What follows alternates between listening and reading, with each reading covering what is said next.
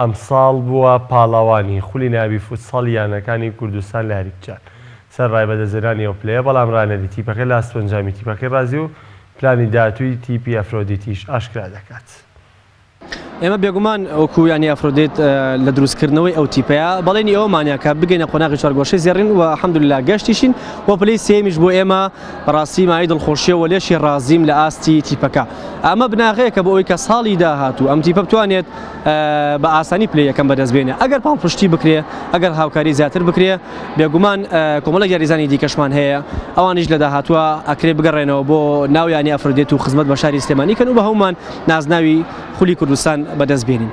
وڵاهی بێگومان ئێستا ئێمە پشوو وەرەگرین، ئەچینە پشووە لە دوای چەند ماوەیەکی زۆر دواتر لەگەڵ ئیدارەیانەکە دانیشینەوە سەر لە نوێ بتوانین تیپێک دروستکەینەوە بۆ داهاتووی ئەم یانەیە و بۆ شاری سلێمانی بتوانین لە کێبڕکەکانە ئاستێکی باشتر لەوەی ئێستا پێشکەشکن. بێگومان ئەوەی ئێستا پێشکەشمان کردۆ زۆر زۆرە، هەموو یاریزانەکان هەموو ئیدارەیانەکە پاڵپشتی بۆ زۆر سپاسیانەکەن.